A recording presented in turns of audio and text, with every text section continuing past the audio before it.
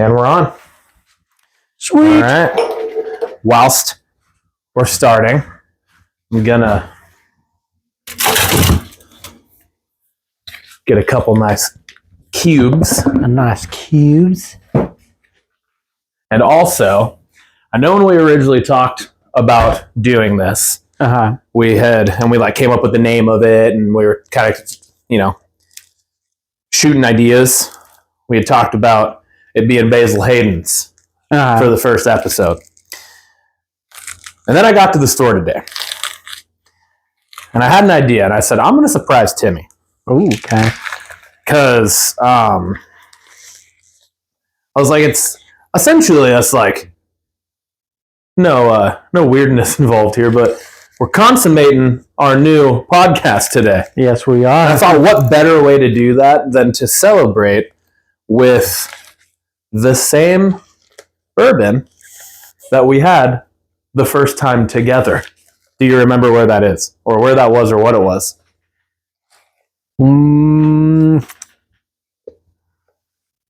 I do not. Wait, hold on. Was it Buffalo? No. No. Do you remember where we were? At my apartment? Nope.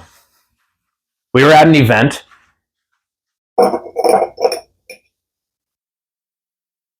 I do not. We were at the Journey concert. Oh. Do you remember what we were drinking at the Journey concert? We had, was it Makers? It was Makers. Yeah. So I thought, what better way than to celebrate us starting our podcast together than a nice fresh bottle of Makers. But part of our idea with this was, I know we have the mat, but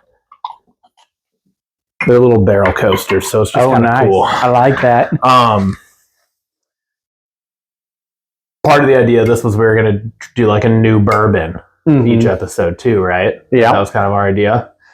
They have a French oaked Maker's Mark.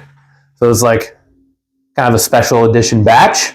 I saw it at the store today, and I said, you know what? That's what we got to go with. That's the one right there. I like it. Here we go. Oh, that's a great noise. Nice. Pouring nice. It's less than it looks. These ice cubes are huge. Or not. Either way. Whatever helps you sleep at night. And this will. This will. Oh, yeah. There it is. Well, cheers. To the pilot. The Triple B.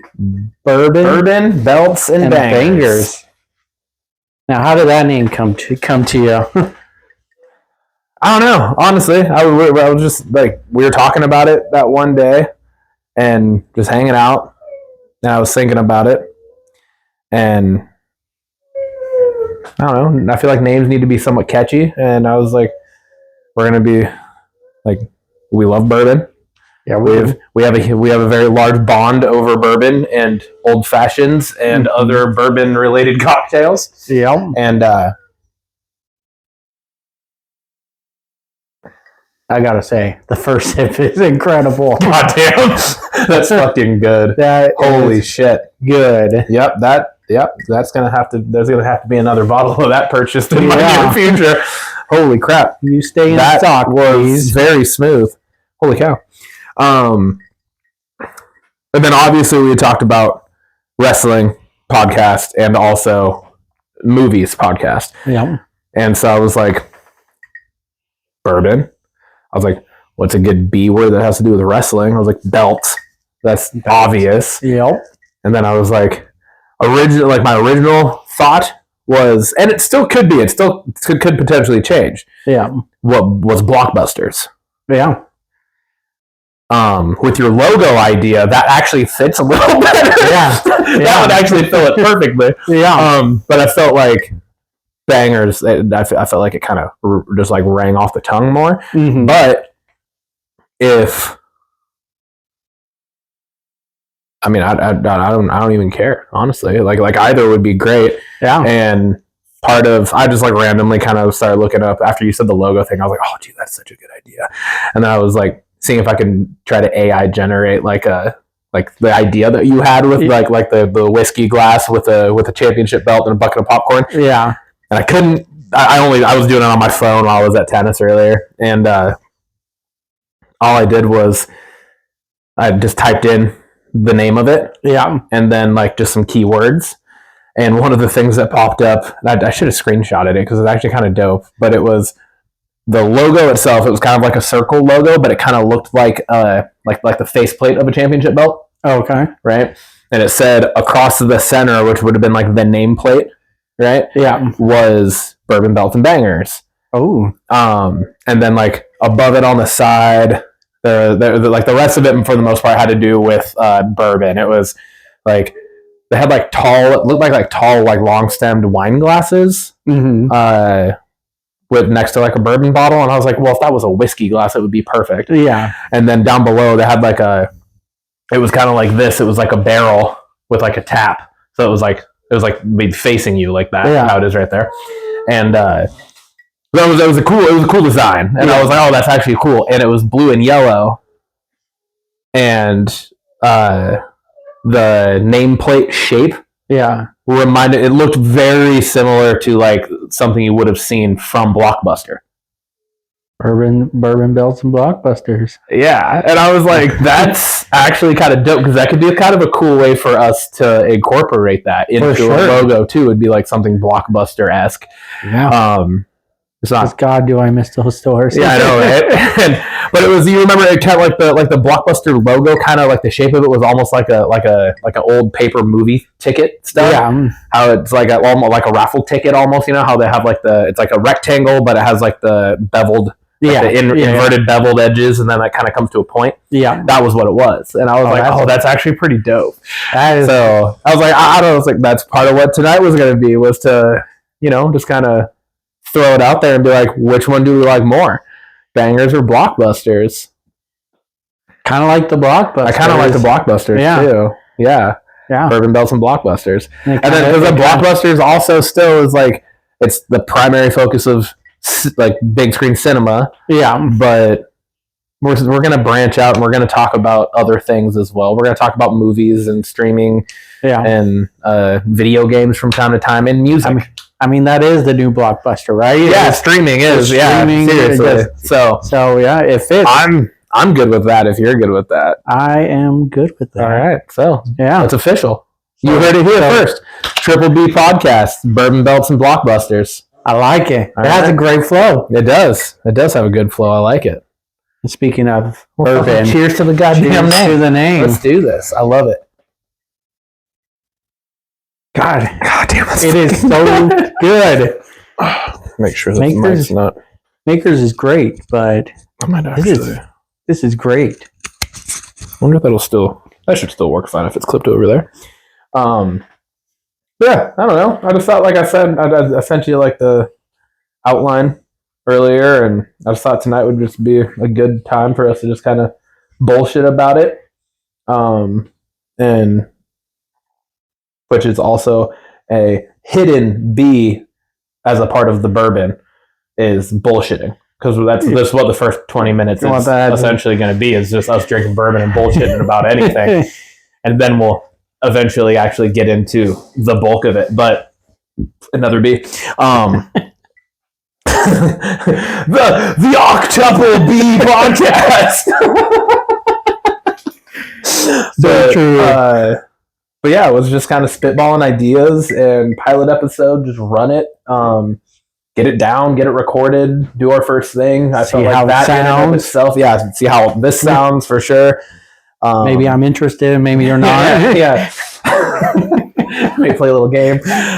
Just a tip, just for a second, just see how it feels. Ouch. Ouch, you're on my hair.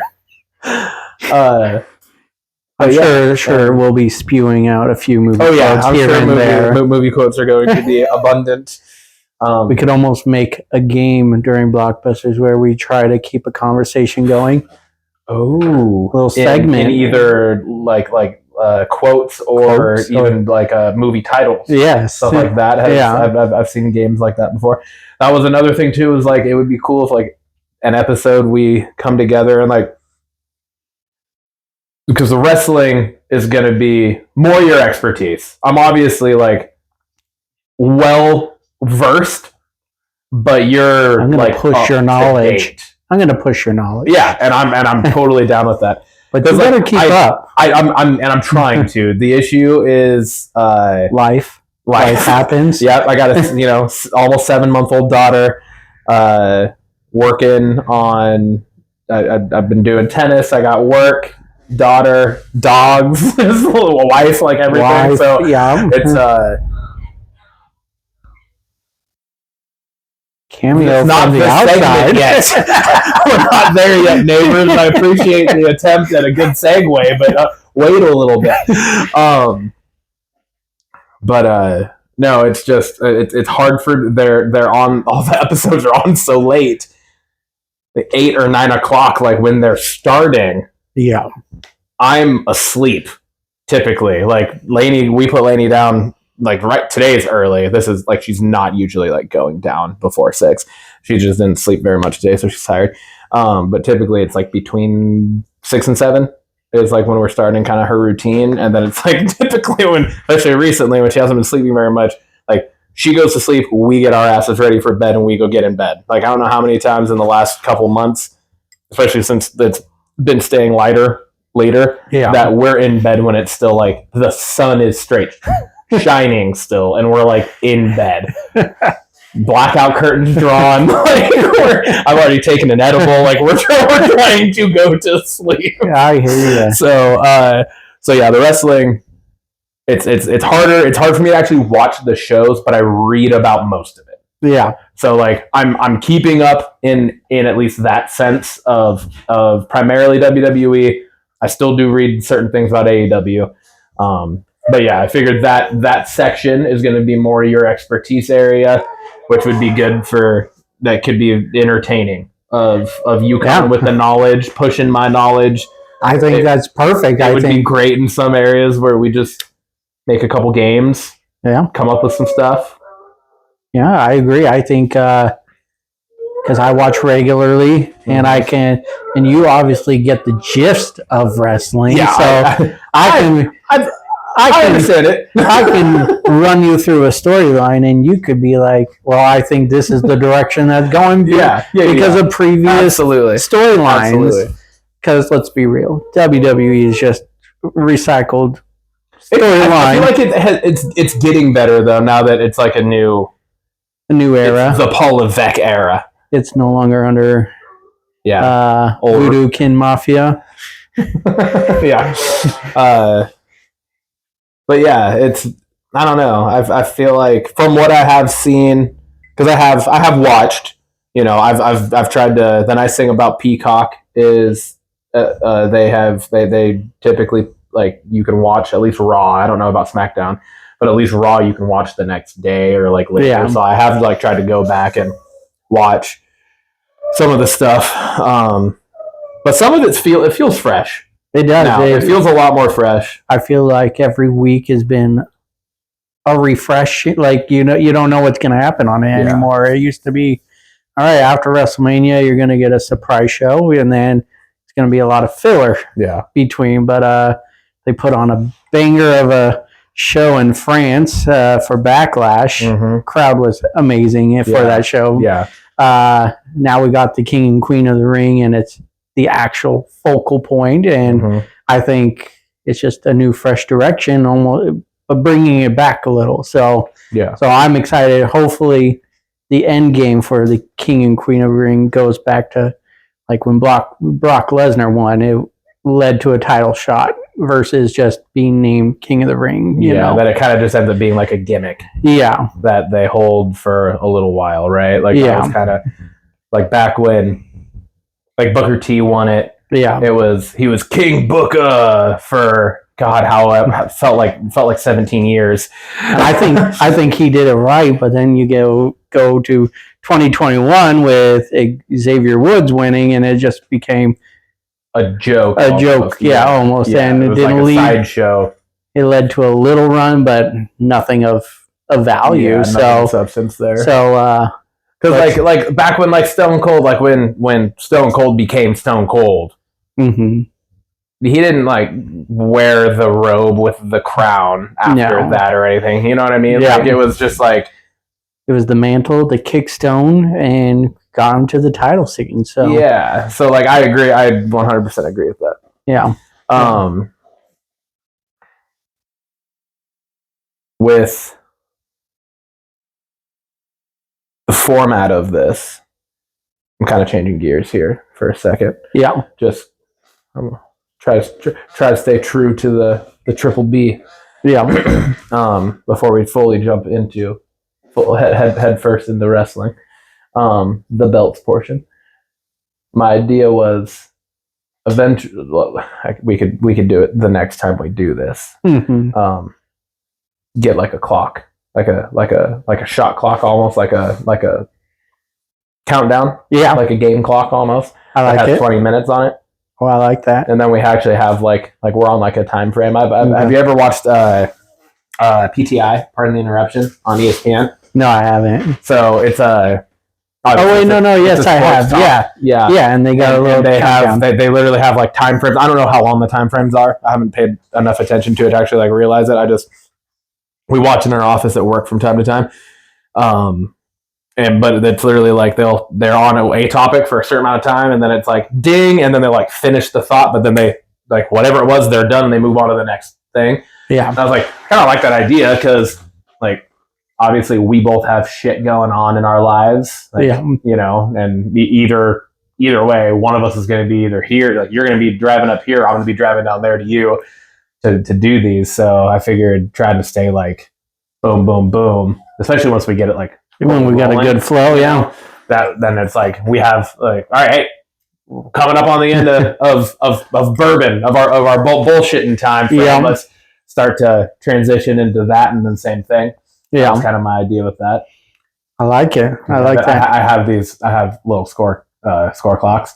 Okay. At work, so like I could easily like whenever we're gonna do this, just bring one, and it has a remote, so it's literally like we could set it up behind us, so it's like in camera view too, and then it's like. When it goes off, just reset it real quick, and it's like, all right, we're into the next one. I like that. Yeah, no, that's a perfect idea. Eventually, the idea behind this is eventually we're gonna get like. The cool thing is like we're starting in my garage. Yeah. With literally just like my shitty make shop workbench behind us, in my man cave, if you will, and. I don't think it gets any manlier than this. That's true. That is true. That is just power tools, abundance behind us. But yeah, and then there's a little credit for the little labels of where things go. Just this much. This is a little bit. A little touch. Wait, did you say whose credit? I said you lose a little credit. Oh, I lose a little credit. Yeah. Well, if it helps, I did those. Yeah. So that's a little bit of credit back. I feel. Yeah. My wife didn't label them. You can tell by what looks like the 7-year-old's handwriting. That's me. That is definitely me. But yeah, she does take credit for our setup today. I like it. The nice black and plaid placemat. Hey, I would have chose it too. The man cave candle in the right in the camera view. That's what she lit it. Was like it has to be there. I was like, I like it. So yeah, but no, I think it'd be kind of cool if like eventually we're able to like actually do something with this and like move it to like. Have like an actual like place where we normally run it. I would love that. Even if it's like still one of our houses, but we have like a room dedicated to it or something like that. Maybe like a shed or something. We're gonna move. Like we're planning on putting the house on the market like this time next year. Oh wow! And potentially move not like down to you, but maybe closer potentially. Okay. Enumclaw-ish.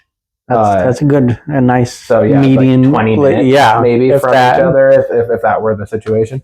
So obviously we'll see how life goes between now and then, but that's kind of our idea. So yeah. What made you want to do a podcast?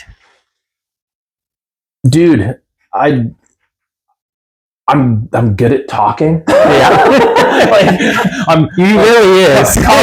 Conversation is just kind of like I was a bartender for 7 years.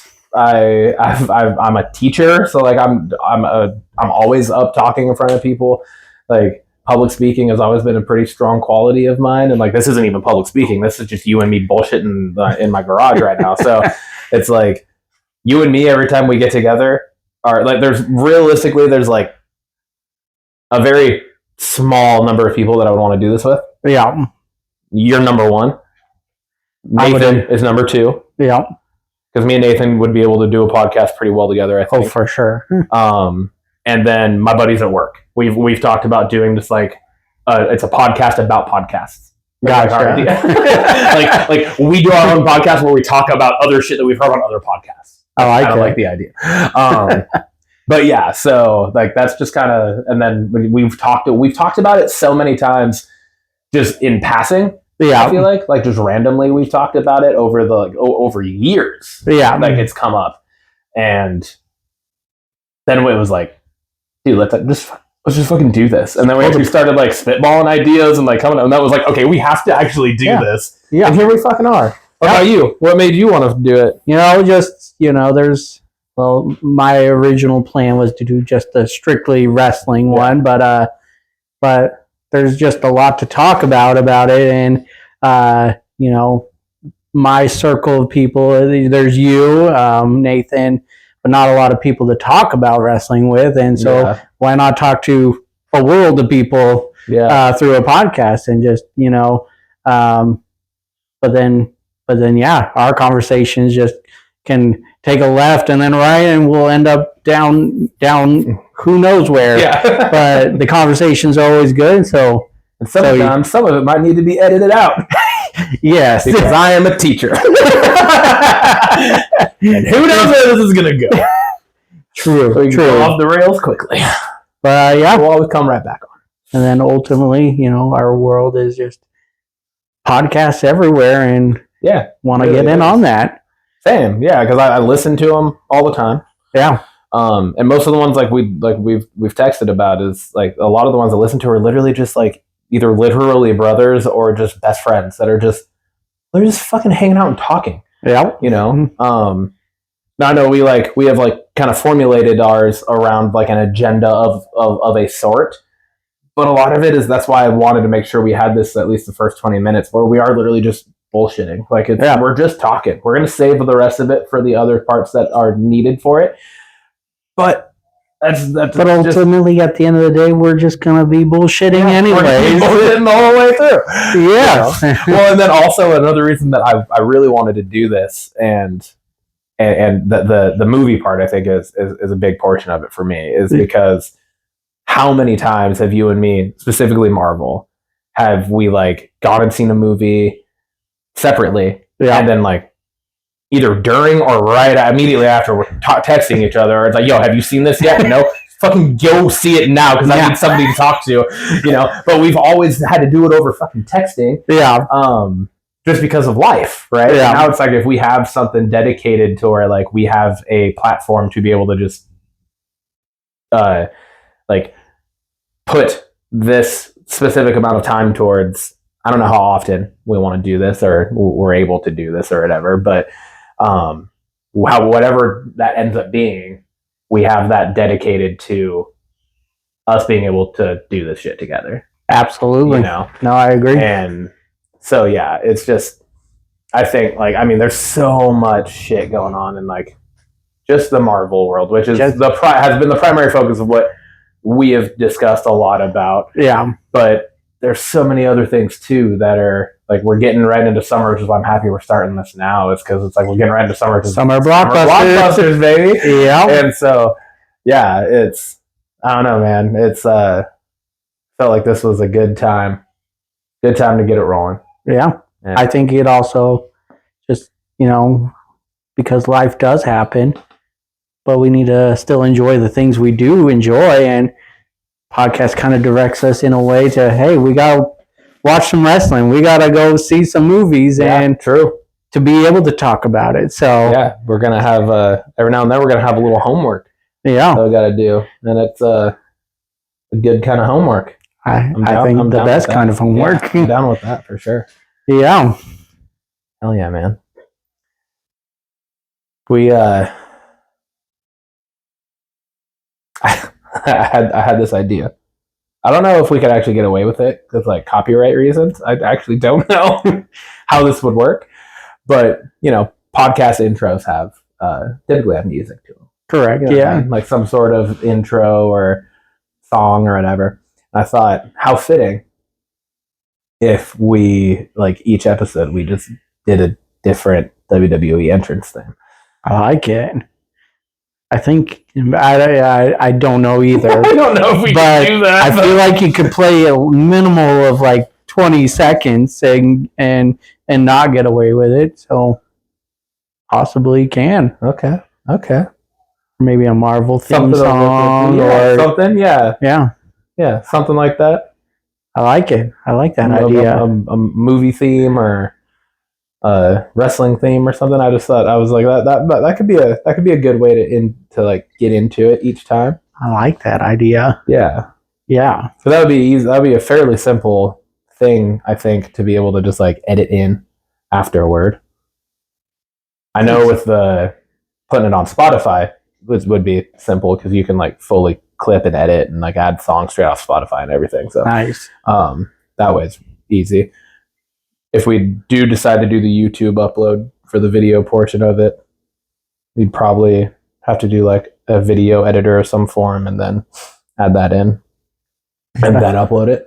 But that's stuff that we'll have our producer take care of. Unnamed producer. It's us right now. It's just us. But yeah. No, I really like that idea. Yeah. Or who knows? Just little excerpts from a movie theme song and mash it with some. I'm not that savvy though, so I'm spitting ideas that I can't produce. So that's what this is. Mm-hmm. We just talk about things. Damn right. And then put it in. I mean, we talked about a podcast, and here we are. So, by golly, we can mash a song together. Make things happen. That's for sure. We'll make it happen.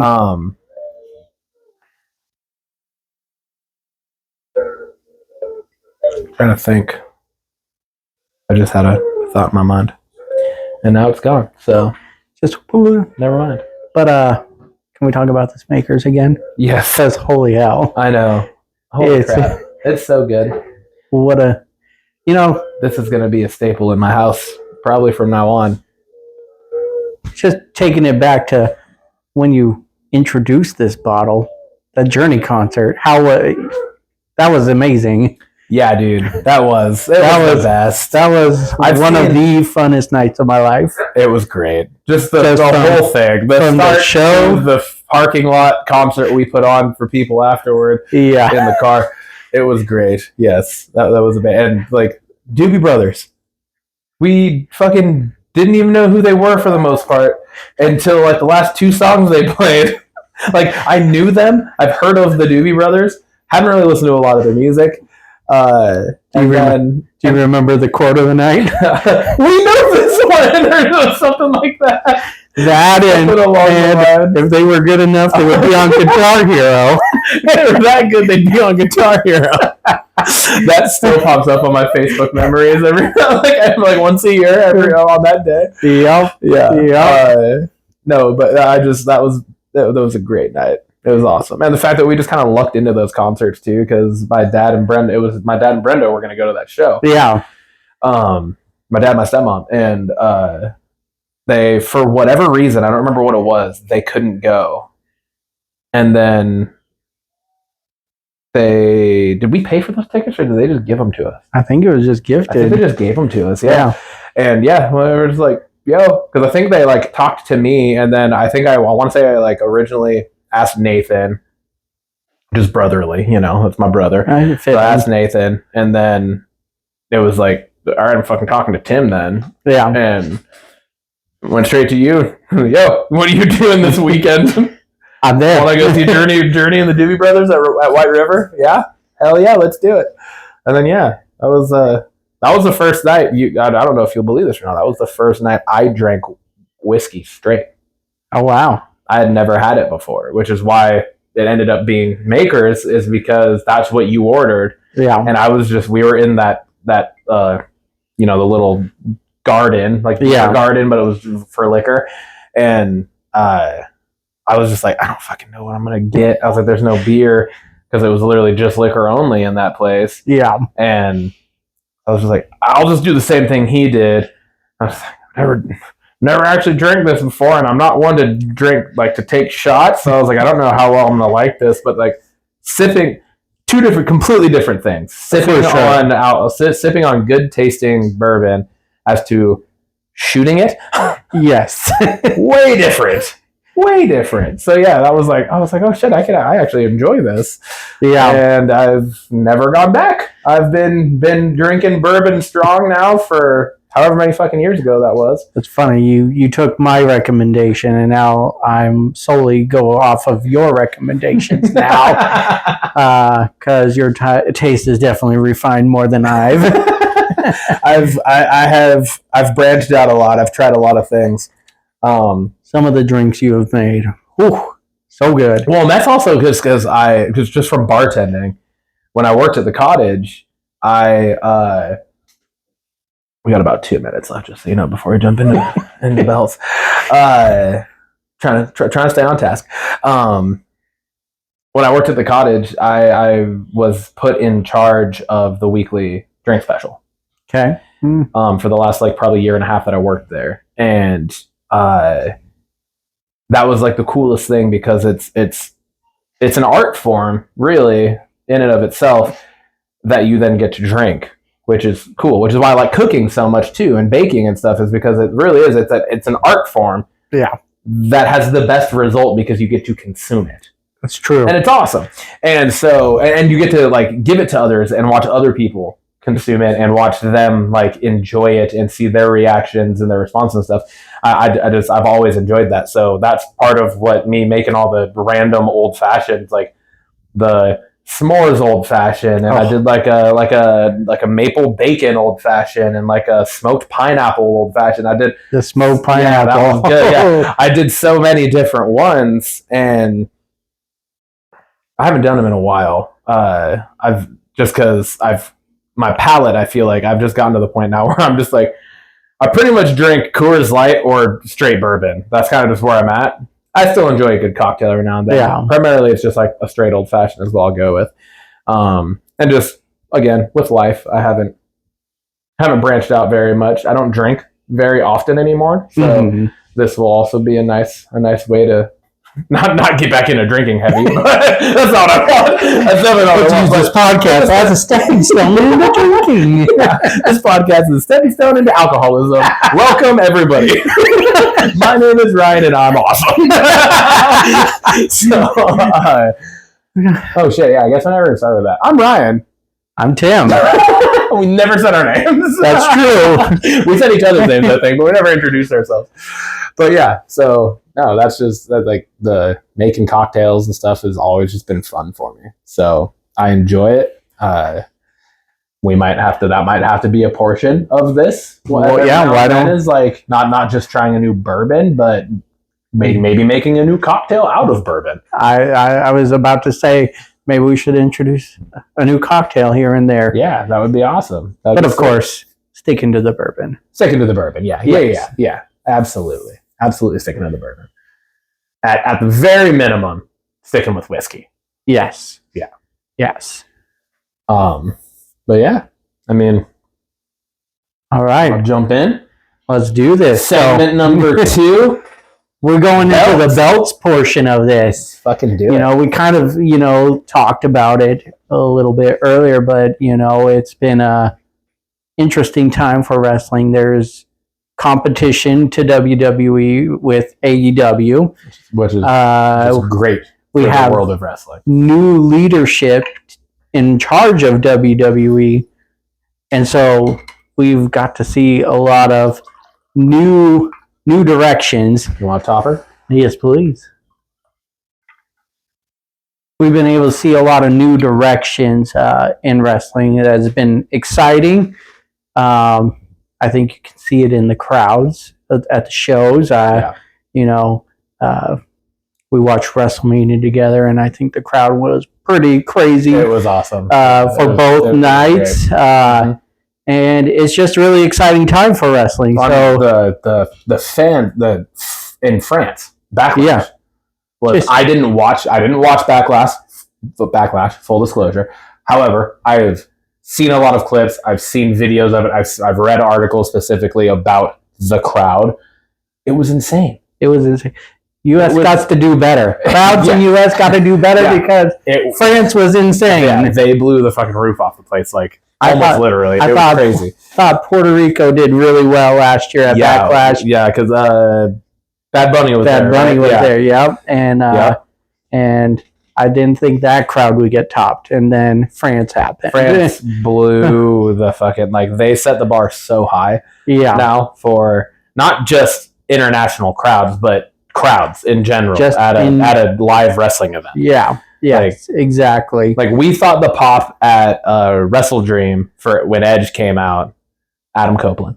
My bad. When Adam Copeland came out, we thought the pop for that was crazy. Yeah, like the entire night at Backlash was that. It was that. Yes, like, all night long. It was wild. Yes. So very exciting time for wrestling. Excited to just see where this new year goes as a full calendar year from WrestleMania to WrestleMania under the Paul Levesque era, and excited to see the new faces. They didn't change the rosters very much during this draft. There's a few pieces here and there, but the tag team titles got refreshed. They needed that sorely. They just splitting them again. Yes, that they did at WrestleMania was huge. Yes, so now each show has one, and I think that's just another different direction it's going. So a lot of unexpected things, and then we got this Uncle Howdy character potentially. I was waiting for this. This I have for the most part kept up on. Like I said, I haven't done a good job of watching recently, but I have been reading a lot about the Uncle Howdy situation because I mean, if you're in any way, shape, or form a fan of wrestling over the last 10 years, Bray Wyatt was a gigantic part of not just the company, but the profession, right? I mean, they in AEW, there were so many tributes and stuff to him with the Fireflies and all that stuff that people were like, they were actually not just the fans, like the actual performers were doing things during AEW shows to as a tribute to Bray. So yeah, to know what they had going, especially after watching the documentary, which I'm assuming you finished. I finished, and holy shit. Jesus fuck. What a roller coaster. Oh yeah. It was so well done. And yeah, there are not many times I've cried at TV. Yeah. That was definitely one. At wrestling, of all things. Of all things, yeah. Very few moments. Yeah. There's only been, I think, 3 times I've cried from wrestling in general, and it was Eddie, Benoit, and Bray. Yeah. I added Edge to that list. I'm a big Adam Copeland fan, and when he had to retire, when he originally retired, when he had to retire, yeah, for sure, absolutely. And almost wasn't crying, but just very emotional when he returned. And I had no clue he was coming back, and seeing him come out the Royal Rumble was is insane. Huge, yeah. But to your point, Bray Wyatt is probably the first wrestler that has come up when I've watched wrestling, like Eddie Guerrero and Chris Benoit, and they were before our time and coming up. But Bray, we got to see from rookie to ultimately his demise, which hit really hard. And and in a dull moment in wrestling history, he was like, you were glued to your TV watching his storyline. So everything he did, even the ones that weren't well done, like even the ones that were he didn't necessarily want to do, but he did it for the sake of everything. Yeah. Like, and you could tell, but like, I mean, the LA Knight, the fucking the Mountain Dew glow in the dark. Yeah, the glow in the dark one. It was at WrestleMania last year or 2 years ago. When was it? The PLE right before WrestleMania. It was a Elimination Chamber or something like that. Yeah, but that was obviously, it was like just a weird concept, and it also kind of felt out of place to a point, right? Like that match, it was like LA Knight and him kind of had this weird thing, but it kind of felt rushed. So they had like a little feud, but it also wasn't like a long withstanding thing, and so it was just kind of weird. But like, still, it was just everything he did was just so charismatic and so engaging. He pulled the crowd in, like you said. It was just like you're glued to it. Everything he did, like every move he made, every word he said, it was just compelling, and he was just such a great character. So to see that potentially live on, especially under Triple H, yes, I think is the biggest part about that, and it's realistically it's the only reason it's happening. Yeah. Like if Vince was still a part of it, this wouldn't be happening. And if it was, it would probably be something we'd be interested at first, and we quickly we realize that they're dropping the ball on it real fast. But with Triple H in charge of it, and like fully in charge of creative and all of that, they're doing this so well with the long drawn out, the dropping little QR codes like each episode of either Raw or SmackDown, and I feel like this last episode of Raw was the first time they acknowledged a QR code coming up on the screen. Yeah, and this last QR code message was the first one that actually had like substance to it. Yeah, because it has tomorrow at 4 p.m. It was right. Well, it was tomorrow, right? May 16th. Yeah, at 5:16 at 4 p.m. Yeah, it was like the primary message in it. So that's the first one. The rest of them have just been like free them and like just like little random, what seem random at least, messages. And so, but yeah, just to see the whole thing, and like we know it's him. Yeah, we know it's Uncle Howdy because I mean, if it's not, people are gonna fucking revolt because like the way the Bray Wyatt documentary ended. Yeah. Are you like that's the only thing it can be. And let me tell you, that was a surprise. I know you said be prepared for the end. I thought it was just going through that emotional freaking roller coaster. No, dude, it was. And credit, they're MCU'd our ass. Yeah, they did. They did. Yeah, they did. They're running it straight back with the character and the storyline and everything that was going on when he went away because he got sick. Yeah. And that's fucking awesome. It's awesome on so many different levels. It's awesome for the company because I think that again, like Bray Wyatt's character was so important to the WWE over the last decade. Yeah. And it's important for us as fans because Bray Wyatt was so important to us over the last decade. Absolutely. As fans. And then for fucking Bo, dude, for Bo Dallas. You know, I loved him in NXT, Bo Leaf. I liked him in the B team, but for him to be able to carry on what was gonna happen soon. For him to continue that, not just continue that storyline that they were obviously leading towards and going to do, but now it's like an extra sense for him of like you got to succeed here, which I think is good for him. Yeah, because he didn't have very many pushes. He was definitely low to maybe mid Carter for the entirety of the original run that he had in WWE, and but now it's like you're being given this opportunity to do this thing that was already going to be so awesome and so impactful on the company and just the just wrestling as a whole. But now you're doing it tenfold.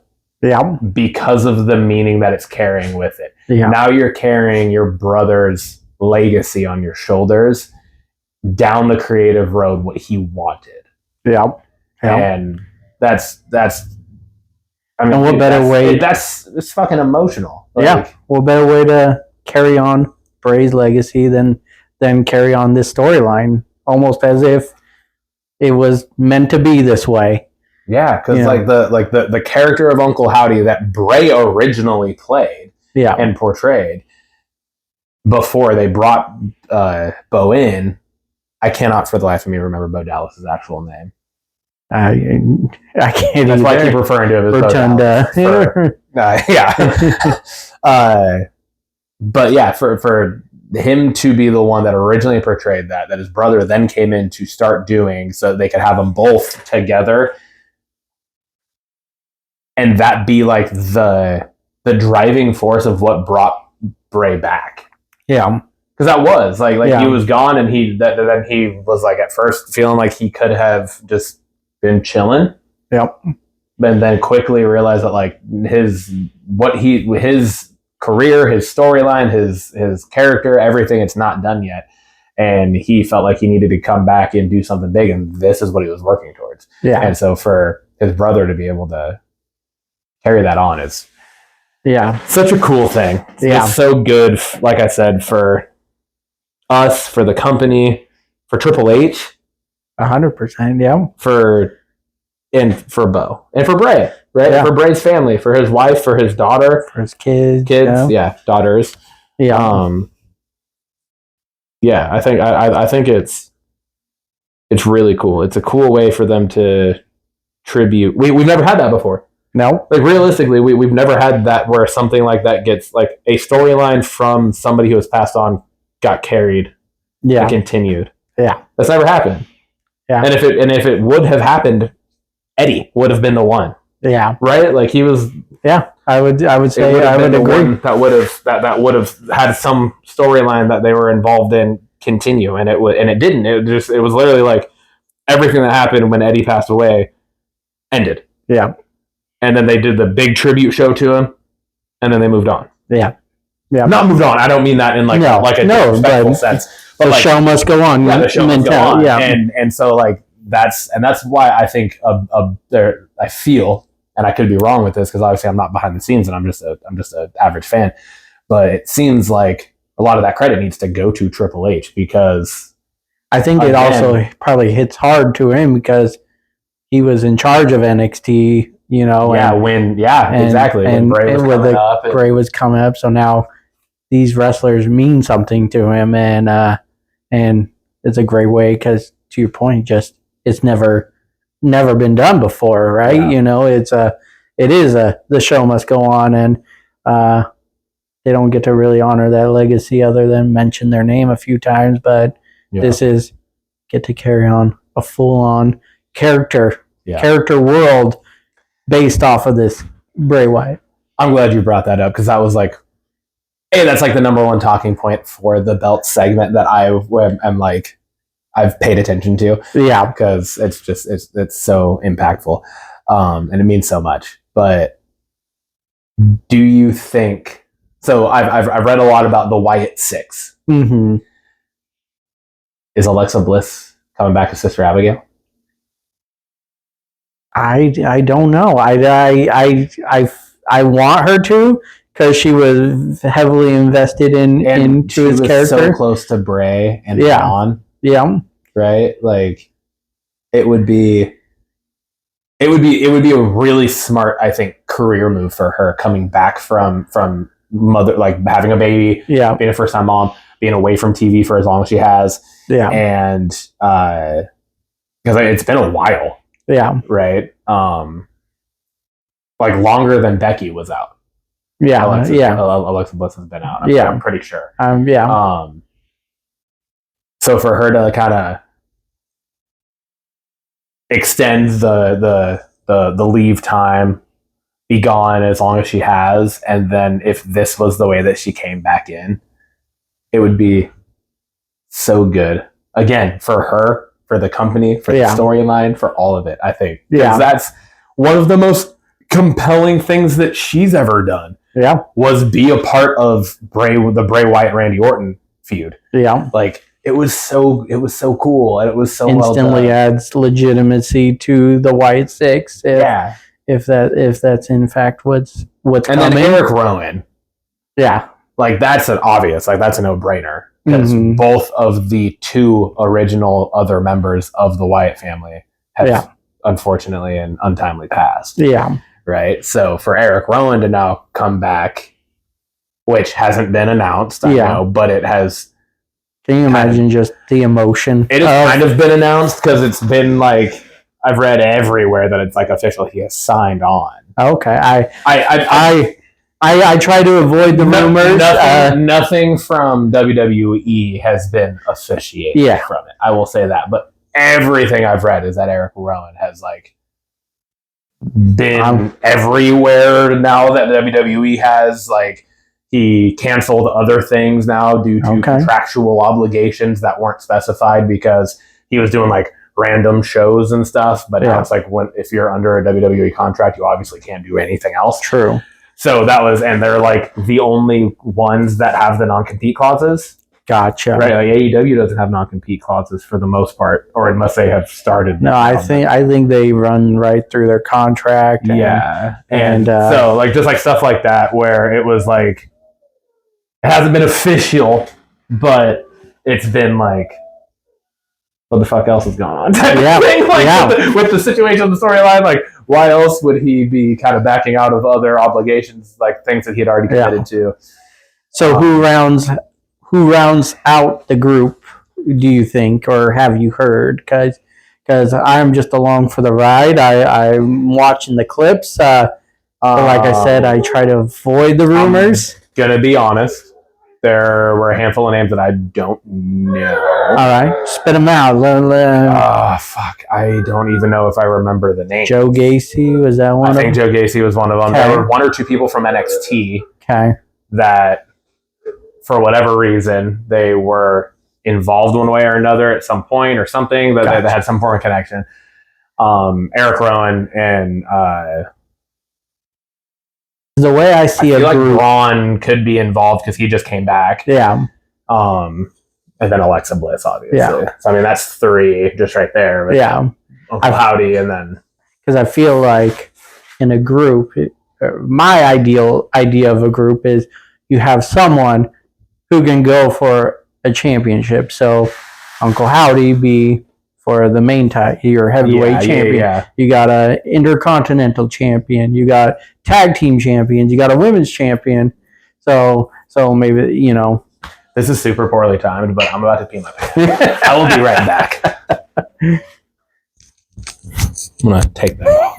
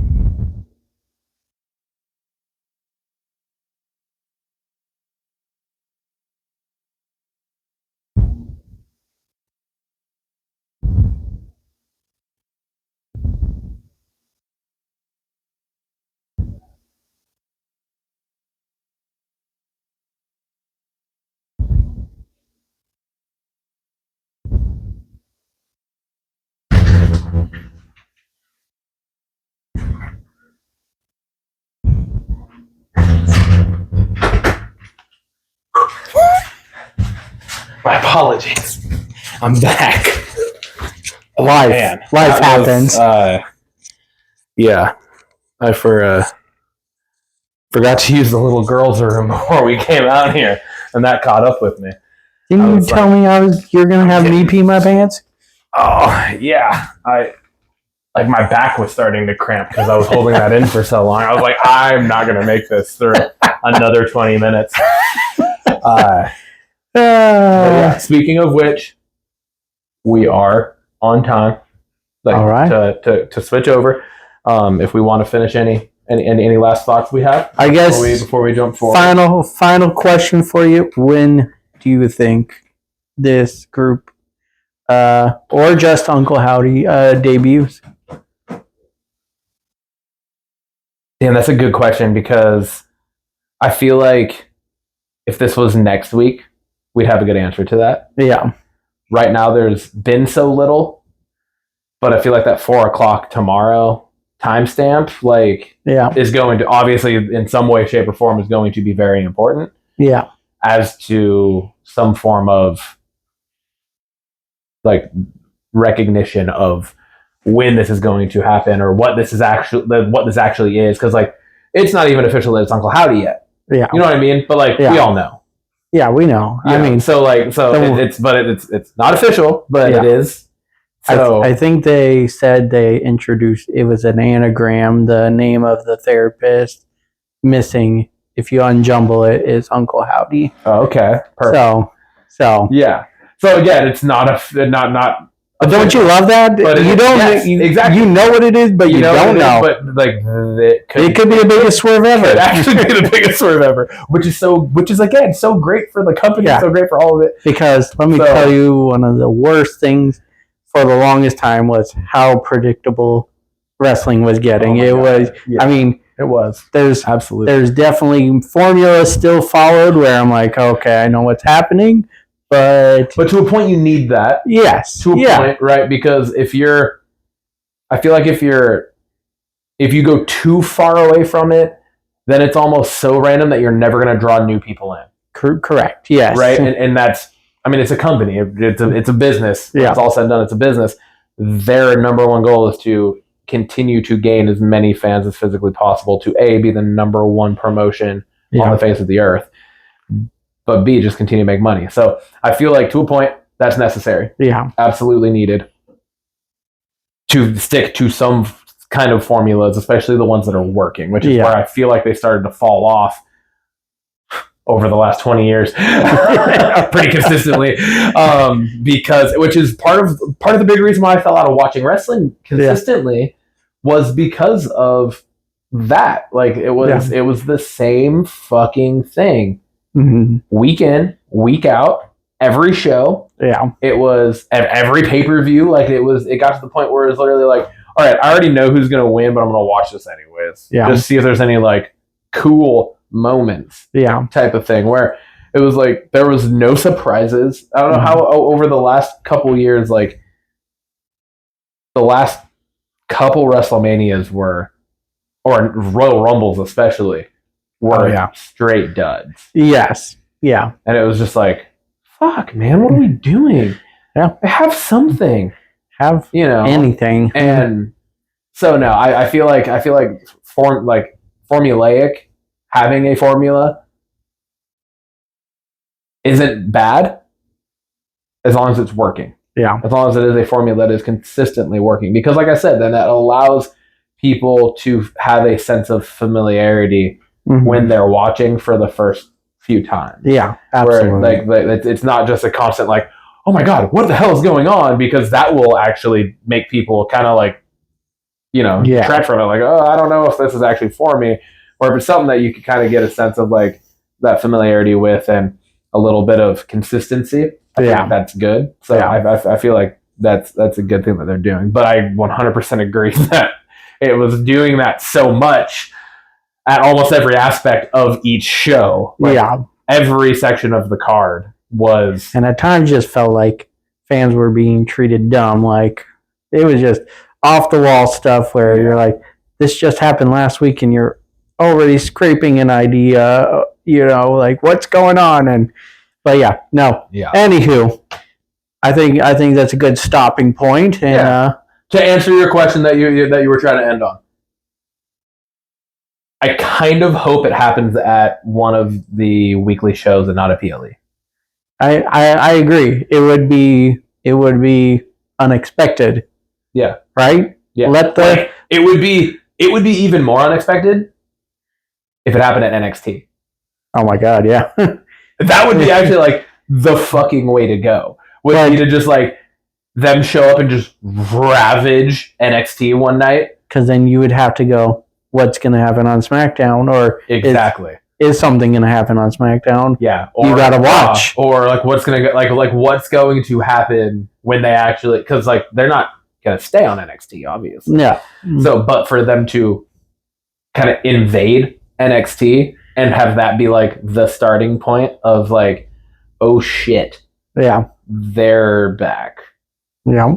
And goddamn well that the Fireflies would be in full force. Oh yeah. And I feel like that would be like a cool way to do it. And like you said, it would be like, oh shit, what the fuck's gonna happen now? Yeah. As opposed to having that answer immediately. Yeah. I feel like that would be a cool way to continue, especially with the way that they've long played this so well. Yeah. I mean, how it's been since that documentary dropped. Yeah. Yeah, which was in beginning of April. I was gonna say, before WrestleMania. Yeah. So at least a month, if not almost 2 months now, of them playing this out and just little fucking snippets here and there, little things, little QR codes, or just little like the very first things that were happening. Wasn't it just like the screens were flickering or whatever the fuck it was? There wasn't even QR codes. Yeah, it was just like randomness. The people are like, "What? Sorry for the technical difficulties. Whatever is going on, we don't know." Then, like they all played into it so well. The announcers have done a great job. Like the whole thing's been done so well. That's like I just don't want it to happen too fast at a PLE. Oh yeah, like too fast. Obviously, yeah. I think they've done a good job of that already. Though. Yeah, like I think they're at a point now where it's like you could be satisfied either way. Where like you could be satisfied if it happened at SmackDown on this Friday in 2 days. Yeah. Or if it happened at the next PLE. Yeah. Like you could be satisfied with it happening because time frame wise. Yeah. But I feel like it would be a letdown to do it at a PLE because that would be expected. Yeah. I feel like one of the live shows would be just unexpected. Just keeps NXT, like we just said, would be the absolute most unexpected, like completely out of the fucking blue thing for them to attack the lower brand, or if you will. I mean, just bring it full circle. Where did Bray start? NXT. Yeah, dude. Bring it full circle. Yeah. And screw with us. Keep going. Play it off like at the end of this next PLE that something's about to happen, and then just end the show. Yeah. How continue the long play. Just slow burn the shit out of it. Yeah. Do it. All right. Damn. Okay. That was good. Chills. That was funny. All right, on to the bangers part. Blockbusters. Oh shit, my bad. Yep. Is that bourbon getting to you already? It's maybe a little. Cheers. Yeah, Blockbusters part. You're right. Sorry, I've had Bourbon Bells and Bangers in my head now for the last couple weeks. Yeah. So that might take me a second to switch over. But yes, Bourbon Bells and Blockbusters. That is what we solidified. And I love it. I mean, elephant in the room. Deadpool Wolverine. How many times have you watched the trailer? Probably fucking. I don't know. I'm chafed. I'll tell you that. I'm fucking chafed. Because Haley, I have blisters. I should have used lotion, but I didn't. So grab the damn tissues next time, okay? No, dude. I have not been this fucking excited for a movie, let alone just a Marvel movie, but just a movie in general. But almost as long as I can remember. Like, I don't know that I was as excited for Endgame as I am for this. All right. That should be saying something. I would have to say No Way Home was the last time I was this excited, but I just knew the possibilities, and I'm a huge Spider-Man fan. Going back to Tobey Maguire, yes, and so absolutely, and so the excitement of that. You gotta wear your shoes next time we do this. Oh yeah, show the camera. Yeah, because your Spider-Man shoes. Haley did a damn good job. Yeah, I will just say that she's a keeper. Those shoes are fucking sick. Anyways, but yeah, no. To your point, I rewatched this trailer. I've watched the trailer more than I've ever watched. Embarrassingly, I mean. Haley's like, this again? And like, have it queued up on your smart TV at home, just like so you can get home from work every day and just play it. I don't. It's like your bedtime story. It is. It's it really. and a trailer. It doesn't give away anything, but everything all at once. And I think no, and that's and I think that's such a huge part of it is that it's like we feel like we know what's going to happen in the movie because of the trailer, but we have zero fucking clue. Yeah. Like it's so wide open on so many different levels because of everything that has come before it. Yeah. That's why I'm so excited for this because there has been never anything like this. Exactly. Never anything like this where you have properties that were attached to a whole other fucking company now coming into this fucking established company that has over the last year, I think, my personal opinion, unfairly been kind of dragged. Yes, 100%. I think it's a lack of perspective by the fan base as to the reason why there have been so many bombs by Marvel. I loved the Marvels. I loved Quantumania because I am watching it as a fan of what it is, of what the content is, of the characters themselves. That's how I'm watching it all. So, and I think I enjoy it all. And I think part of it is we're used to just like when we first started watching the MCU, it was just Iron Man. Oh crap, there's the Hulk with a cameo from it. Oh wow, is this building into a storyline or is it just coincidence, individual stories? Now everyone's expectations is it's building to Endgame, and that took what 12 years to build to. It wasn't just an overnight. And I know, and that's but we've refreshed. That is exactly right, and I 100% agree. That is my whole fucking like argument behind. Everyone's like, well, now there's just too much. It's like no, that it's they're trying to do the same thing with a different format, which is exactly with the belts portion of this. What we were just talking about is keeping a formula that does work or has worked at least, but trying to keep it fresh. And that is like how are comic book fans, and that's where I think the issue lies, is all of the movies before, all of the last portion of the Infinity Saga was drawing billions of dollars for probably close to the last 6 movies that came in it. Like from Civil War almost on. Right? All the way through to No Way Home. All $1 billion movies. Close to, at least. I don't know if Civil War actually got there, but close. Because you were then at that point, you had built such just a fucking empire. That you were drawing more than just your average comic book fans. And now it's fucking sports. It's a bandwagon fan. That's what it is. It's the cinema equivalent of a bandwagon fan. 100%. That's exactly what it is. I've just now I had an epiphany while we're sitting here right now. That is what it is. I've never thought of it like that before, but that's what it is. It's the cinema equivalent of a bandwagon fan. And I've loved everything they've done.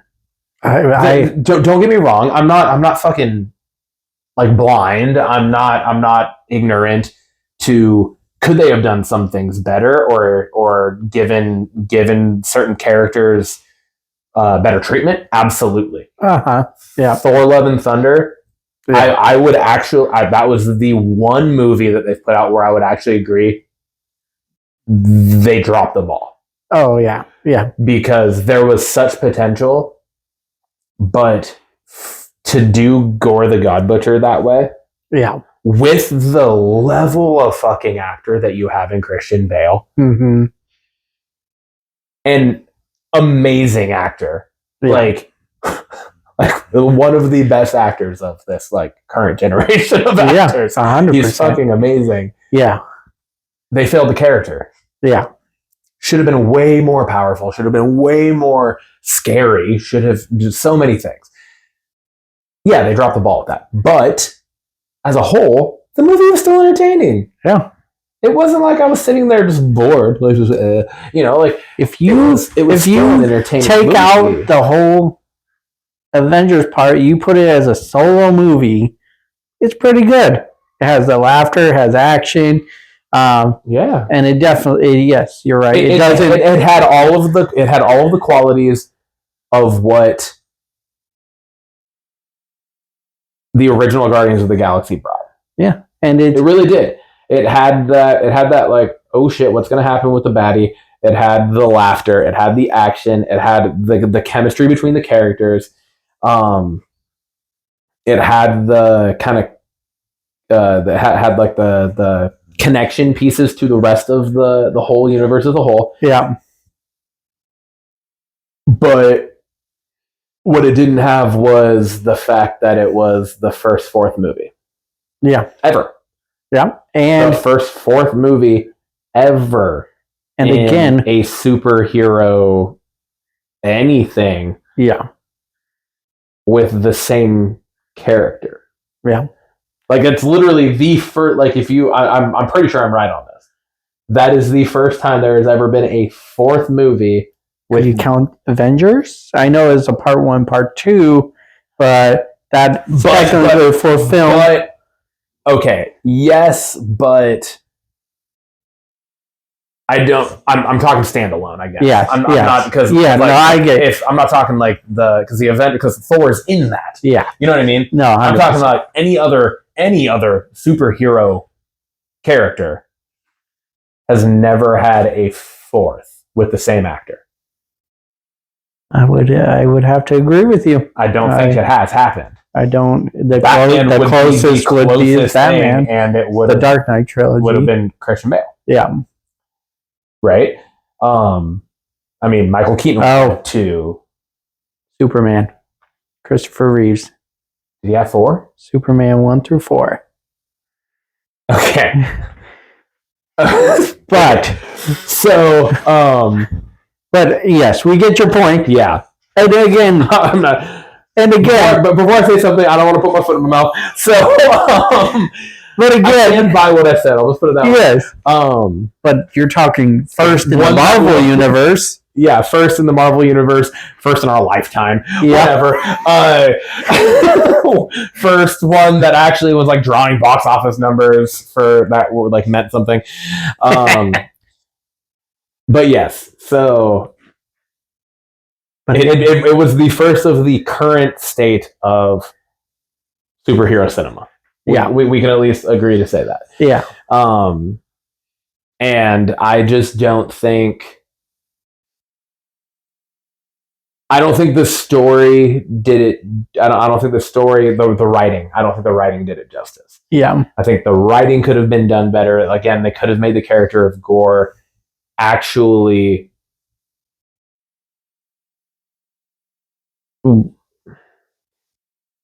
resemble the comic book character more so than it did.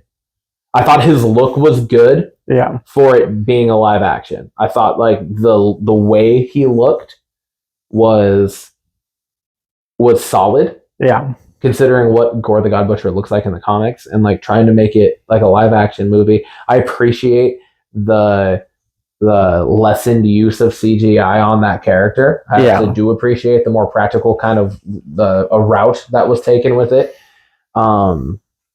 Some people would disagree with that. Some people would want the more comic book accurate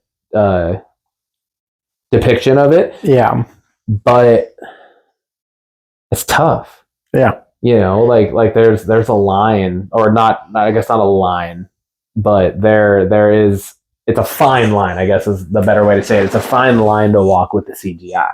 Yeah. Because like some of it's great, and then some of it is the Fantastic Four movies that we've had. All of them.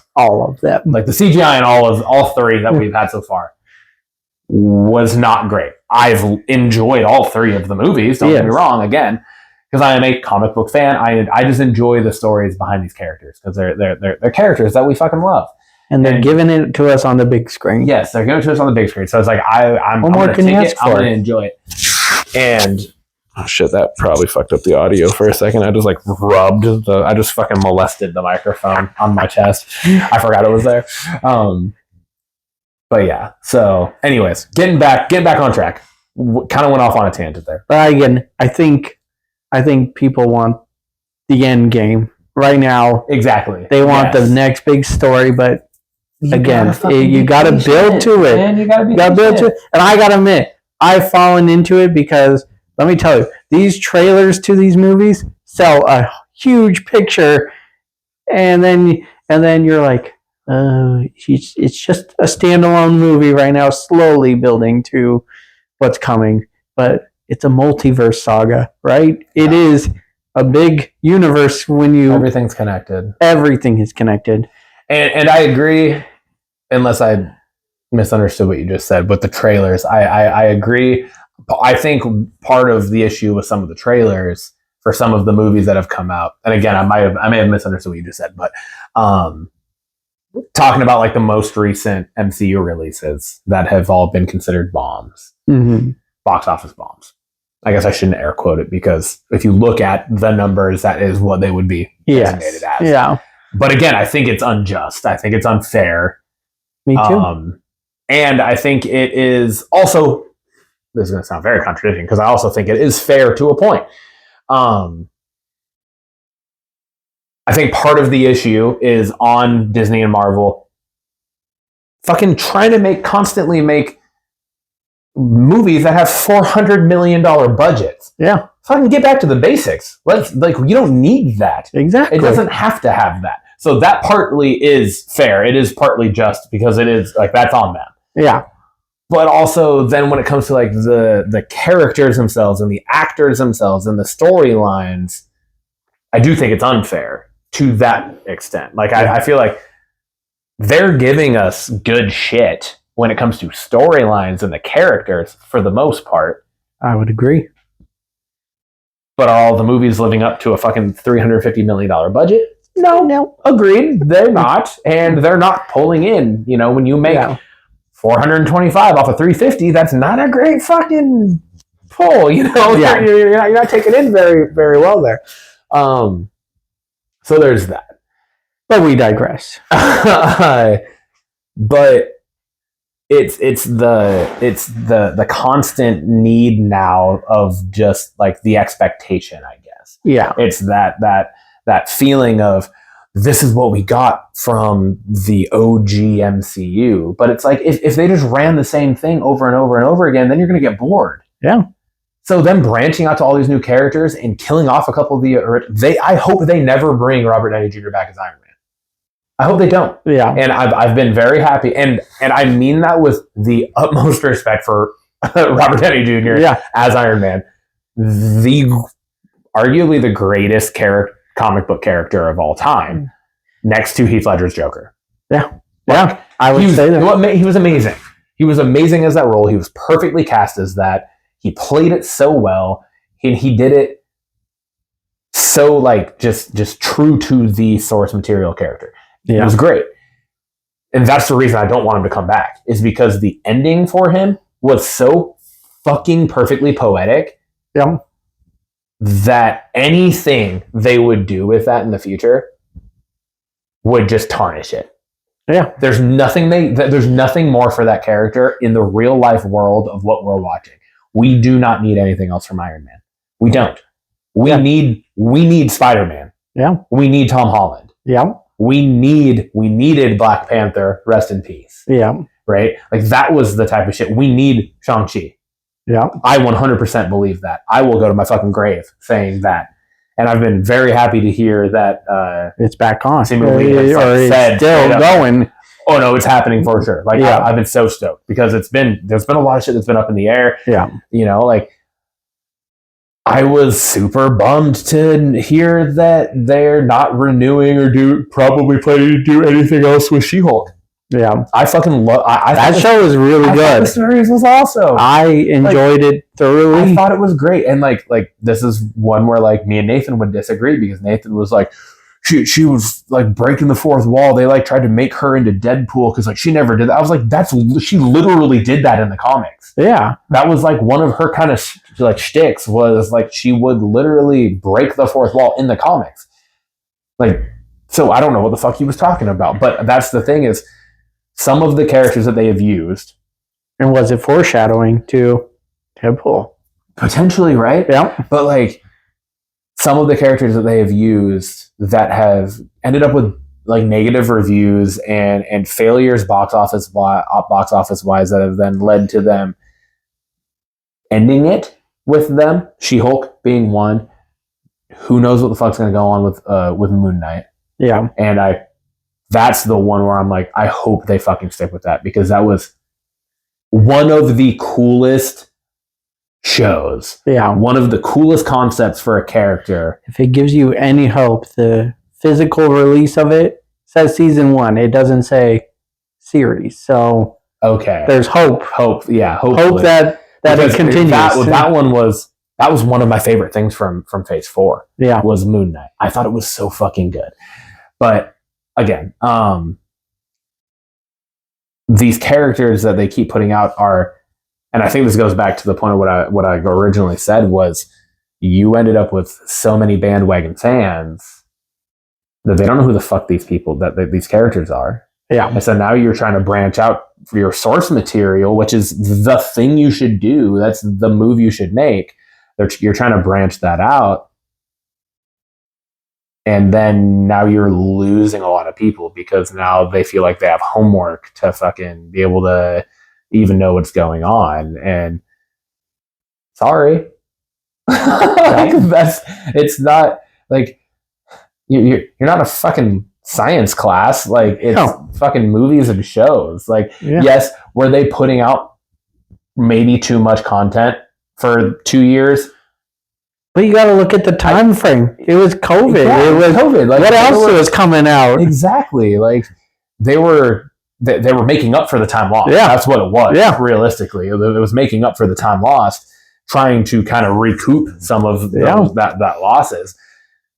But these characters now that you have, like, think about the original Avengers: Iron Man, Thor, Captain America, Hulk. All 4 well-known characters. The known characters. Like, those are the known Marvel characters next to Spider-Man. Yeah. Right? But Spider-Man at the time was not, and X-Men, Fantastic Four. But all of them were not Disney-owned properties, so that was that there was already that explanation as to why they weren't involved. Yeah. That was easy. You could tell a random person that's like, hey, do you know anything about Marvel? Well, yeah, I know these basic characters. Well, where are these ones? Oh, well, they're not Disney-owned, they're Fox-owned, so it's just movie rights, you can't do it. And that person would be like, okay, that makes sense. Yeah. Right? And then you could go watch those movies because those were like the main known characters. Yeah. Well, now you just went through 12 fucking years with those characters. Yeah. What the fuck else do you want with those characters? Yeah. They are like we have reached the extent. Thor is still going, and Hulk is still going. And I hope Thor does keep going. Yeah. And Hulk, I don't know if I would say Hulk is still going. Okay. I don't know that Hulk is. I don't know that Mark Ruffalo is currently involved in anything going forward, other than like next to his cameos in She-Hulk. Yeah. That was the last thing he was in. I don't know if he's going to be in anything else. Or I guess what was Love and Thunder after She-Hulk? Because he was in Love and Thunder, wasn't he? Yeah. No, I think She-Hulk was after. Okay, so I thought She-Hulk was the last thing he was in. Wait, he wasn't in Love and Thunder. He was in. No. He was in the one before. He was in Ragnarok. Yeah. Because that was where they like fought. Yeah. In the yeah. Anyway, yeah,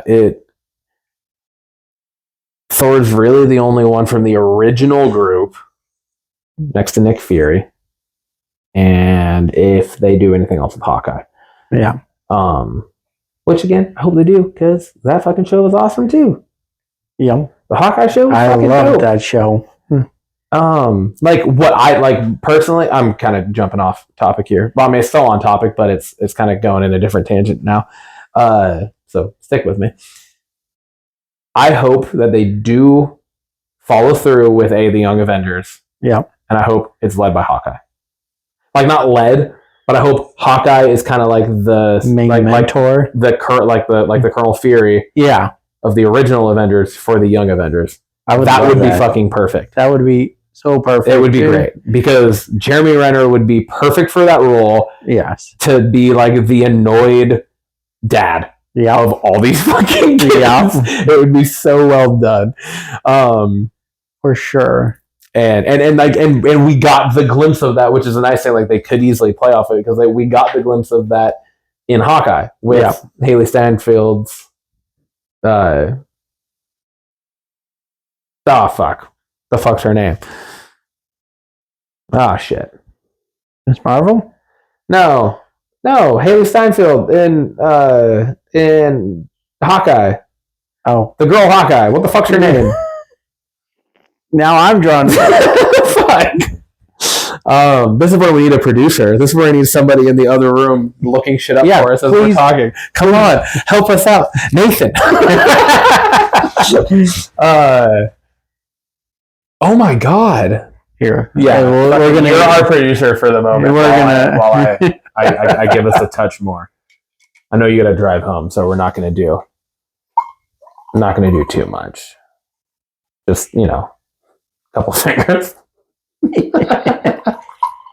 It's just like a half-hour drive. You'll be fine.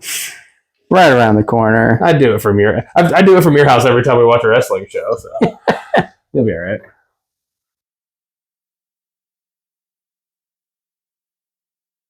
Kate Bishop.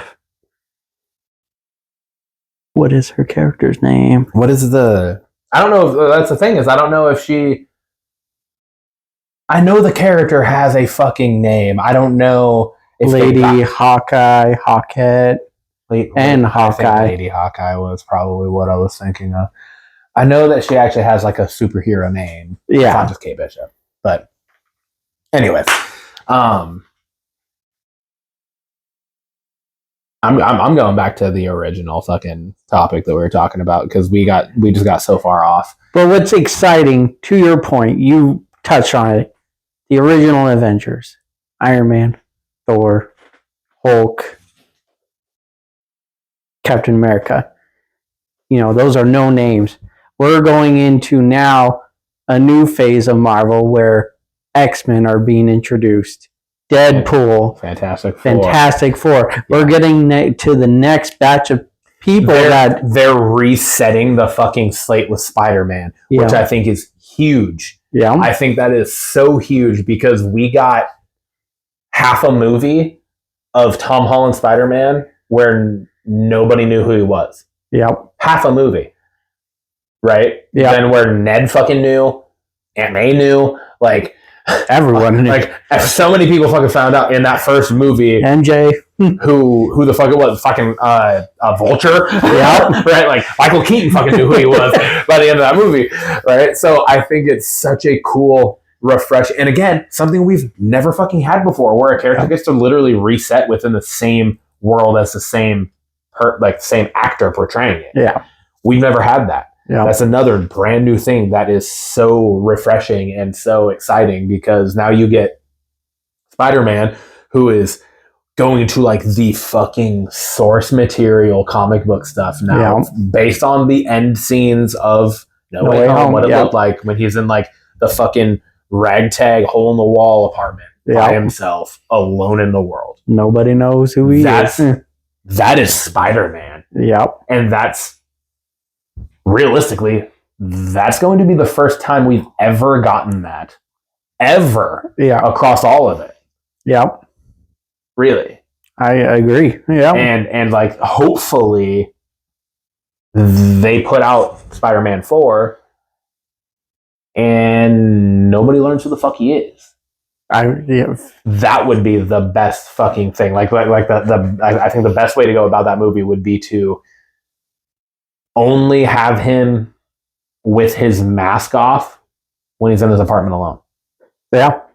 I would love that. You get those scenes where he like gets home and you get to see the more emotional, like he's fucking alone. Yeah. Right? Like get to pull that actual like acting ability out of Tom Holland that we all know he can fucking do because we've seen the other shit that he's done.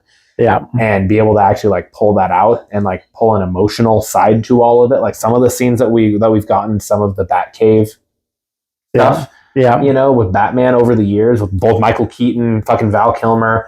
I'm not going to say George Clooney that much, but even Ben Affleck and obviously, Pattinson,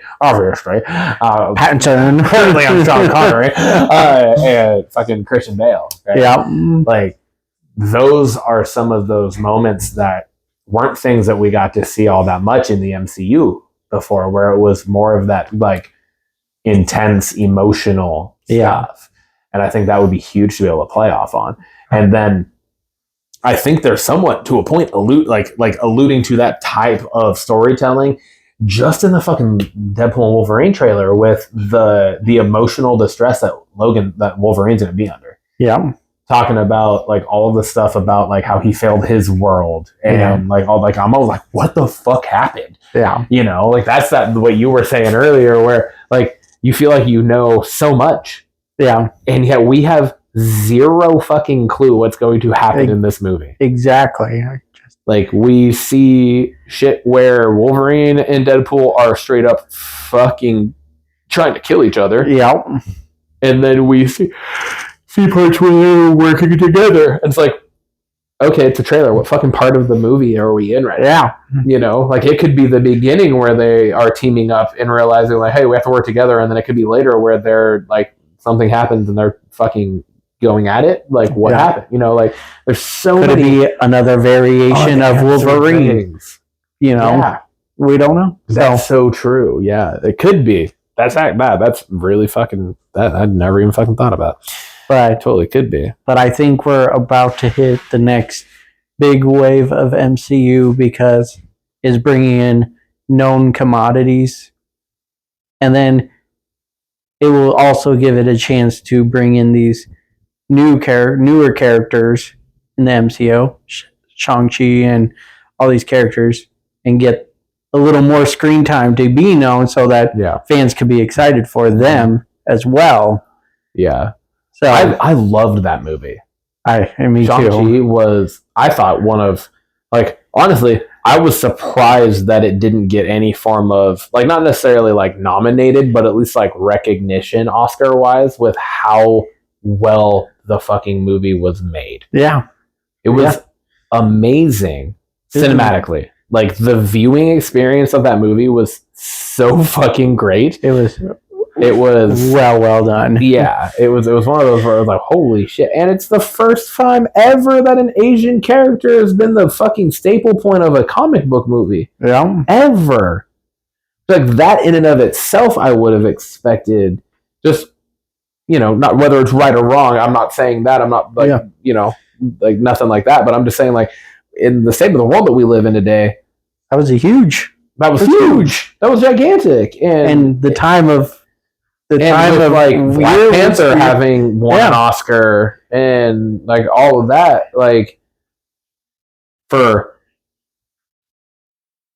essentially the same reason. Yeah. To a point, right? It was the first black character, comic book character that was like big, kind of I mean, in the comics, Black Panther is obviously a big character, but like when it comes to like that kind of lay person, everyday fan, the average fan that at the point when Black Panther was brought in, you were kind of at that point in the MCU. Like it was phase 3.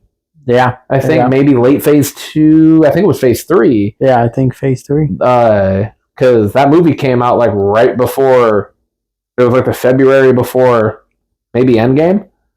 Or It might have been the February before Infinity War. Yeah. But so yeah, I mean, Phase 3. Yeah. It comes out. You're already talking fucking 8 years. Yeah. Of establishment for the MCU.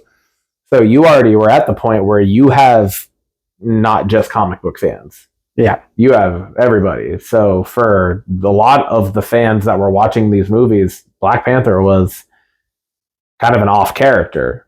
Black Panther was the equivalent then as Shang-Chi should be now. Yeah.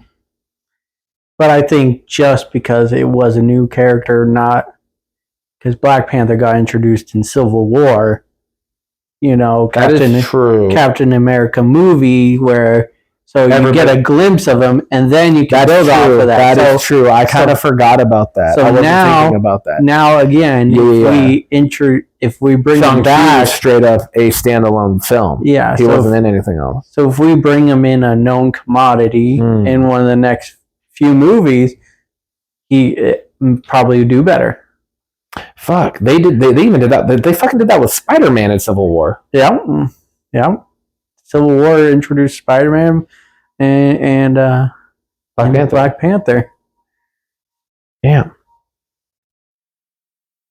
All I can say is that we're going into an exciting time. Super fucking exciting. Into the MCU. So exciting. We are building to the first Avengers movie since Endgame. Yeah. We are getting people that we didn't think would be in the MCU for the longest time.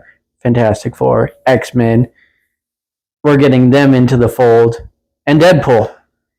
And keeping him true to character as well. I have a question. Yes. Giancarlo Esposito has officially been cast in the MCU as an unknown role. This is one of the people that we discussed months, maybe fucking years ago at this point. Yeah.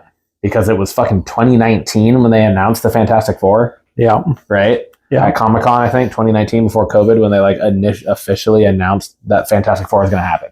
When John Watts was still attached to it. Giancarlo Esposito was one of the people that we had originally, one of the multiple that we had thrown around as like, he'd be pretty fucking good as Dr. Doom. Yes. He's been cast as an undisclosed role. But now there's so many options. And I will say it has been said that it's not Professor Xavier. Yeah. Because there was a certain fandom, and I would have been down for it too. But there was a certain fandom that were like fan casting him as Charles Xavier. So I was like, that'd be fucking cool. And he even like stated his like want, his desire to play Charles Xavier. He, I believe, went on record and said that it's not Charles Xavier. Yeah. But it is another character. Who the fuck do we think it is? Because I'm thinking, there's so many options. Can it be Kang? Obviously. A lot of people have thought that they were like recasting Kang. I mean, it would be great. It would be fantastic. Magneto is always an option. I did not think of that. Magneto but is always an option. He would be phenomenal in the role. Fucking amazing. like for anyone, for anybody that would have to follow Ian. I want that. Let's just say that I want that now. Now that you would be put that out, fucking phenomenal. Like I was like to your point, we talked about Dr. Doom, but now that you just said Magneto, like I want Magneto. I want him, Magneto, make it happen. Marvel, make it happen. Who else? Who else could he be? He's got to be on the villainy side. He is just villain written all over. He does. 100% he does. But that's part of what was... But Magneto is kind of a tweener. He is. He 100% is. But that was also part of what I was like... fuck, I would be so down to see him play Charles Xavier because he is known as a bad guy. Yeah, like The Mandalorian, Breaking Bad. Fucking and almost anything he's in. He's been a bad guy, right? Very rarely has he played a good guy.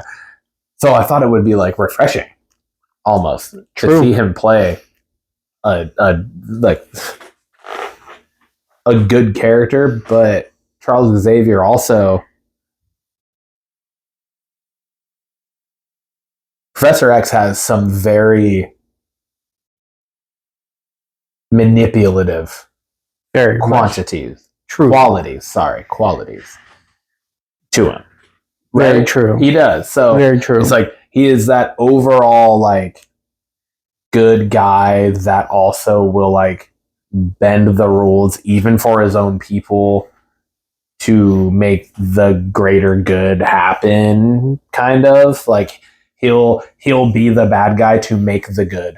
Yeah. In a way, which I think he could pull off so fucking well. What kind of good twist would that be?